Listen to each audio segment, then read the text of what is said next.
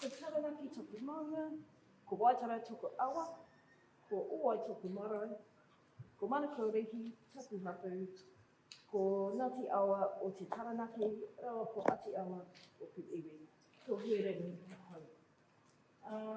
Te Ihowai, we are a pēr hapu entity involving 3 hapu within the Taranaki Ngā Motu region.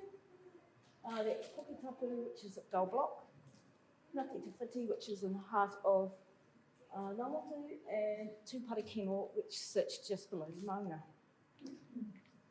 We are kaitiaki from the Hirikawe Manga, which is at the north end of the airport, all the way around to Paratutu Rock. And then we go all the way up to the Upoko or Koro Taranaki. There's a convergence of the awa about 2 kilometres down, and that's where we start from.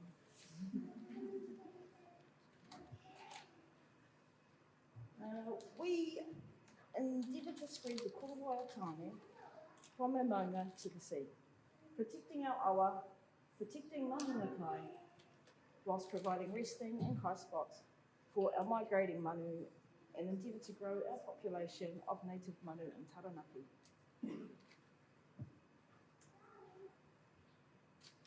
Our priorities up there just basically restore, translocate, inspire, and just present an awesome landscape for everyone to enjoy.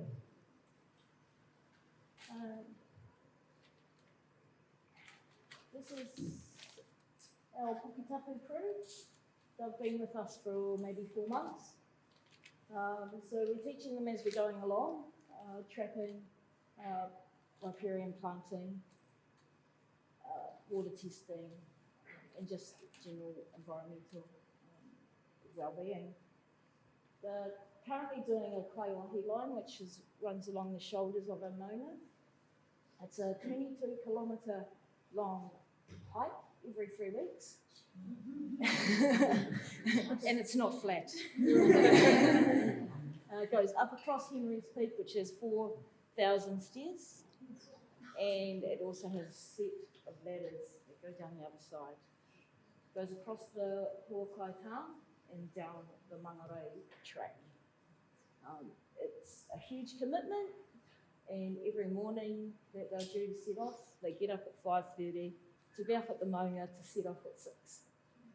So a huge effort by these guys, considering the track line is only 6.5 kilometres long, and it's right in the middle. So they're doing a great job. We're catching lots of stoats up there at the moment, soon to end with the winter coming in. We do this because we've translocated over 200 kiwi in the past 2 years. So it's a huge commitment, and these aren't the only guys that are up there trapping. So a big ngā mihi to them.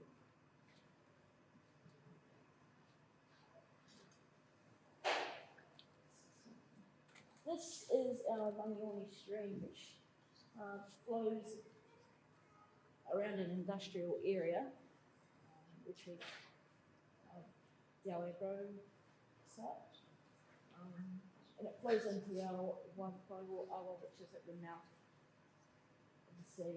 This is quite a polluted awa, and we're testing out these waka here, and they collect data by probes underneath, and then they send it off via satellite to the head office, and then we get a data report. So we're doing this in conjunction with Armatech Environmental, and it's been in the water for 6 months now, and we're getting some good feedback from it. And the data is uploaded every 15 minutes, and so we're getting a report every 15 minutes from that.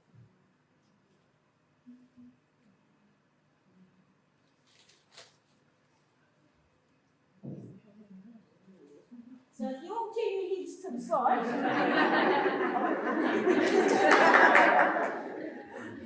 this is a riparian farm project that we're doing at the Wai, which sits in a area known as Papamoa, which is quite a significant site. It was a meeting point and a resting point for iwi coming down, or iwi coming around, but there's also been a battlefield there, so it's quite a toughie spot. This is a quarry. They've been on the site for 15 years. It's a really terrible photo. Yeah, they've been on the site for 15 years and they're really a great area, but they have committed to putting it back into wetland and replanting vegetation along the awa. We do have, further up, we do have the field coming down.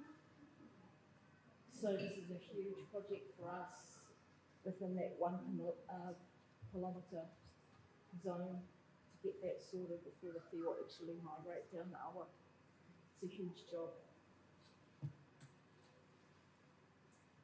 Translocating, we've been partnering up with DOC and putting in platelets to monitor the piaro.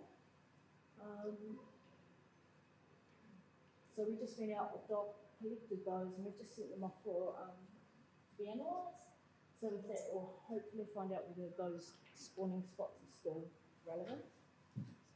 So there was 17 sort of platelets that we collected on that day. We may have fallen in the aisle.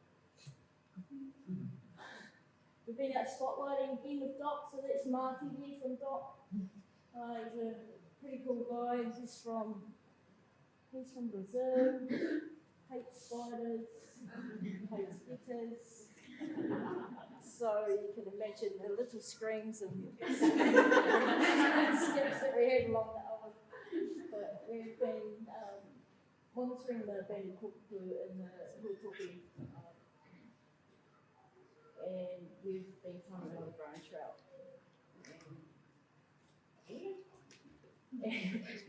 And the population has been dwindling from the last time they were monitored. So we're having a meeting with Fish and Game to see if we can come up with any kind of resolve for that.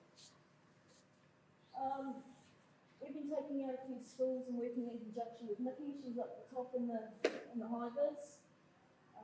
She's from TRC, one of our Wai Connection. And the kids here weren't too keen on getting into the awa, city kids. Never seen long grass, never touched water sort of thing. So these kids have been really inspired, and just to get their feedback and see their excitement when they see Gibson fly larvae or a coda, you know, something that they've never seen before. It's really cool. And this is the little tackers at Woodland, and so they've got a little ngahere that's down the back. We spent 3 days with these guys, and after the 3rd day we went back the following week to do a analysis, and these kids were so excited when they saw us and they thought that they were going back out there. But they can rattle you off lots of invertebrates, mangu, rākau, and that was all from those 3 days that we spent with them. So they, those kids are what we say is planting that kāpano, giving them that mātauranga to go on and be the leaders of tomorrow. So with that, that's my presentation, and